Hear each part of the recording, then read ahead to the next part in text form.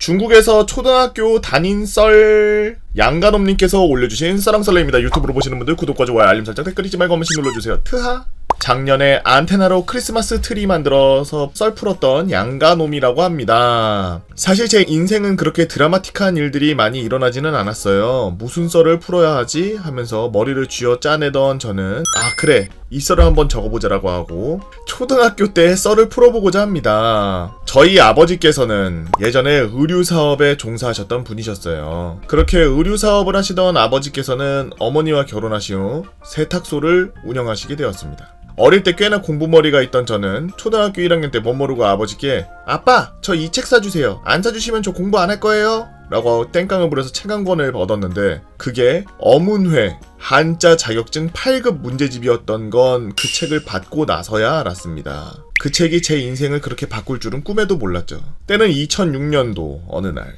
초등학교 1학년 때 샀던 한자 자격증 8급 문제집은 어느샌가 7급, 6급, 5급, 4급으로 점점 올라가게 되었고 어라?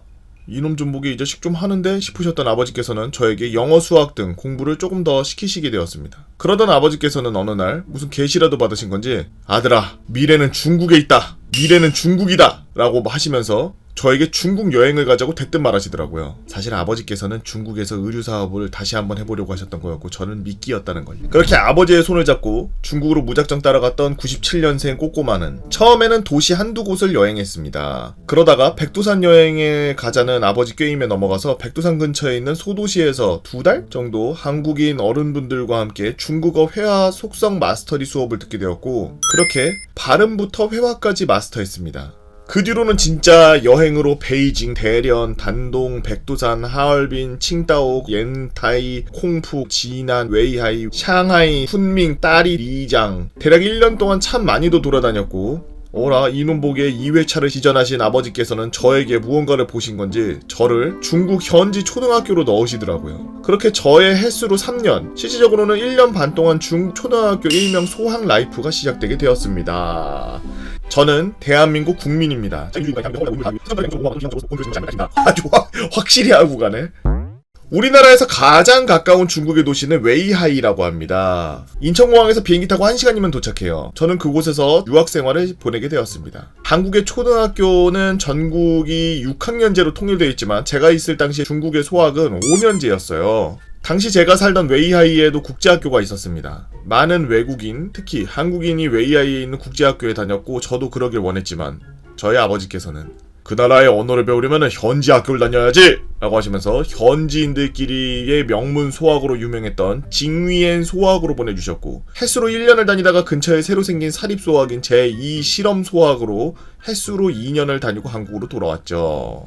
하루 일과 소학의 하루는 한국과 비슷합니다. 9시 전에 학교에 가면 아이들끼리 모여 떠들다가 담임선생님이 들어오면 수업이 시작되고 우리나라와 마찬가지로 중국 또한 아침 조회가 있습니다. 하지만 제가 기억하는 중국 학교의 아침 조회는 좀 독특했죠. 전교생들이 학교 운동장에 모여서 아침 조회를 하는데 우리나라의 애국가 역할을 하는 의용군 행진곡이 나옵니다. 아무리 유학생이고 그래도 그 나라의 법을 따라야 한다지만 어린 제 눈에는 그 상황이 썩 좋진 않더군요. 아무튼 그렇게 조회가 끝나고 교실로 돌아와 수업을 계속합니다. 12시가 되면은 점심 식사를 해요. 교내에 급식실이 있는 학교는 급식실에 가서 밥을 먹으면 됩니다. 하지만 급식실이 없는 경우가 많았죠. 그래서 점심시간이 되면은 아이들이 도시락을 꺼내 먹거나 집이 가까운 아이들은 집에 가서 점심을 먹고 왔죠. 점심시간이 끝나면은 낮잠 시간이 또 따로 있습니다. 여름에는 해가 길어서 그런지 2시간 반, 겨울에는 1시간 반 동안 낮잠 시간을 주는데 급식 시간이 1시간이라고 치면은 1시간이 끝나고 2시간 반, 1시간 반입니다. 그럼 점심 시간이 3시간 반, 2시간 반이야? 그럼 잠을 어디서 자느냐? 징위엔 소학에서는 학교에서 점심을 먹은 아이들이 반에서 책상 위로 올라가 잤다고 들었는데 물론 집에서 식사를 한 아이들은 그냥 집에서 자고 오고요.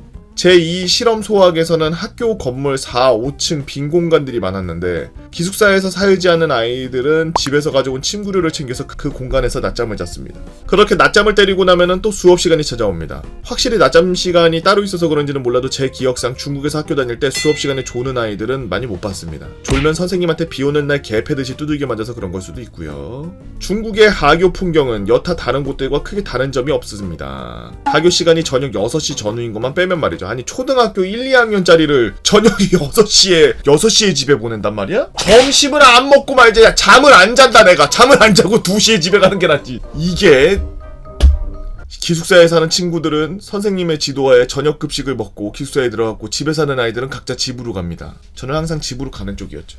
배우는 과목들은 크게 다르지 않습니다. 국어. 우리나라의 국어에 해당하는 과목인 국어 시간에는 우리나라와 같이 주로 그 나라의 모국어를 배웁니다. 근데 이 나라는 자라나는 9살, 10살, 11살짜리들한테 중국의 시조를 읽게 합니다. 중국 아이들은 10살 때부터 이태백과 두보의 시를 읽고 자랍니다. 뭔가 우리나라보다 진도가 한 템포씩 조금 빠르다고 느꼈어요. 쓰기라는 과목이 따로 있는 건 아니고 쓰기 시간이 있어요. 서예 시간 비슷한 시간인데 붓을 들고 한자를 쓰는 건 아니고 만년필로 냅다 그냥 계속 글자를 씁니다. 중국은 연필, 샤프, 볼펜, 노노노. 저 땐 무조건 모든 시간 다 만년필을 쓰게 했습니다. 그래서 항상 책가방에 만년필과 잉크가 있었죠. 수학 시간. 수학도 우리나라보다 진도가 한 템포씩 빨랐는데 한국에서 중1 때 배웠던 방정식을 얘네는 초등학교 4학년, 그러니까 11살 때 배웠습니다. 전 다행히 그때 선행학습으로 한국 기준으로 중학교 2학년까지 선행학습을 하고 갔던 터라 다 밥이었죠. 문제 하나 가지고 낑낑대는 중국 애들 표정 보면서 가슴속으로 피어오르는 펄럭을 참을 수가 없더라고요.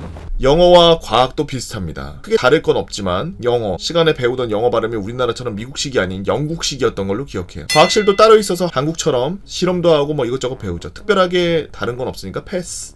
학부모들. 이 부분은 솔직히 중국만의 문제가 아니겠지만 제가 학교를 다니던 곳은 유독이나 심했습니다. 중국은 어딜 가도 당 간부들이 있었고요. 그들의 자녀들은 좋은 대접을 받고 자랍니다. 제가 다녔던 소학 2군데 모두 지역에서 꽤나 알아주던 명문 소학들이었어서 그런지 당 간부들의 자녀들이 많이 다녔는데 더군다나 제2실험 소학의 경우에는 당시 기준으로 학비도 꽤나 비싸서 부모님이 부자였던 경우들이 있었습니다. 그 동네가 산업이나 문화적으로 크게 유명한 곳이 아니라 그런지 졸부들이 대부분이었죠. 그래서 그런지 어릴 때부터 돈돈 거리는 애들이 몇 명 있었습니다. 하루는 제2실험 소학에 다니던 때인데 제가 낮잠을 자다가 옆자리에 자던 남하구에 무릎을 살짝 스친 적이 있습니다. 남의 살갗이 닿으니 깜짝 놀라서 제가 미안하다고 또이부치 그랬는데 그 친구가 대뜸 너 때문에 내 다리가 다친 것 같으니까 돈으로 물어내 이러더라고요. 제가 학교에서 나름 공부도 곧잘하고 선생님들 말씀도 잘 듣고 선생님들께 평판이 좋았던지라 선생님들께서 도와주셔서 별말 없이 잘 해결되었습니다만 이 얘기를 몇 년 전 아버지께 해드렸더니 그 말씀을 하시더라고요. 그 동네가 졸부들이 많아서 돈에 환장한 애들이 많다고.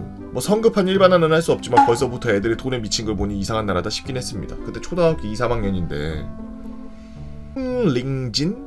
빨간 마우라라고 하면 형님분들께서는 어느 정도 아실 거예요. 중국 학교에서 전교생이 이 빨간색 스카프 중국어로는 홍링징이라고 하는 걸 메고 다녀야 됩니다. 외국인 유학생들도 말이죠. 제가 중국에서 유학생활을 하면서 유일하게 마음이 찝찝했던 순간이 바로 이걸 차고 다닐 때였어요. 난 분명 한국에서 태어났고 내가 알기론 중국은 공산주의 국가인데 민주주의 국민인 내가 이걸 왜 차야 하나라는 의문이 들더라고요. 아버지께 여쭤보니 로마에 가면 로마법을 따는 게 맞지? 라고 말씀하셨죠. 처음에는 그런갑다 했는데 그 스카프 차고서 조회 시간에 중국 국가의 의용군 행진곡을 부르면 또 기분이 이상합니다. 찾아보시면 아시겠지만 가사가 처음부터 끝까지 9살, 10살짜리 애들 입에 오르내리기엔 무언가 지극히 사회주의스럽습니다. 중국도 국기에 대한 경례가 있긴 합니다만 우리나라처럼 이렇게 가슴에 대고 하는 게 아니라 이렇게 합니다. 참 지금 생각해보니 좀 그러네요. 뭐 어쩌겠습니까? 따르지 않으면 쫓겨날 뻔하고 절이 싫으면 중이 떠나야죠. 그래도 최후의 양심은 남아서 그런지 혼나고 싶지는 않아서 저 자세로 5분 동안 있어야 되는데 와 5분? 그때 동안 속으로 애국가 미친듯이 불렀습니다. 웨이하이가 한국인들이 많은 도시라 그런지 가끔 학교에서 저 같은 한국인 친구들도 만나는데 서로 만나면 가끔 저런 얘기를 했죠. 우리 한국 가면은 절대로 빨간 스카프 쳐다보지도 말고 공항 가기 전에 무조건 밟아버려야 된다고. 뭐 아무튼 그랬습니다. 전 그렇게 12살 여름까지 중국에서 유학생활을 하다가 2009년 여름에 한국으로 돌아왔고 원래 다니던 초등학교에 돌아가서 학교 생활을 마쳤죠. 들어갈 때 교감 선생님께서 자 국어, 영어, 수학 시험지고 전 과목 60점 이상 나와야 재학년에 들어갈 수 있으니 열심히 풀어보랴 했는데 영어 수학 100점 나오고 국어가 60점 나와서 간신히 5학년에 들어갈 수 있었습니다. 중국에서 3년 살다 와가지고 한국어 다 까먹었구만. 초등학교 때까지 중국어를 워낙 오래 쓰다 보니까 한국에서 한 달 동안은 중국어가 더 빨리 읽히기도 했지만 어림없이 중학교 들어가자마자 다 까먹었습니다. 그렇게 한문과 중국어를 배우던 어린 꼬꼬마는 중학교를 지나 고등학교로 이과로 진학했고 이 뭐하는 사람이야. 문과 영재인 줄 알았는데 갑자기 이과를 갔다고? 이름 말하면 다들 알만한 서울 소재 4년제 대학교의 컴퓨터 공학과로 진학해서 배 벅벅 긁으면서 과제하면서 살고 있습니다. 중국어요? 다 까먹었죠. 여러분들은 어떤 재미난 이야기들이 있나요?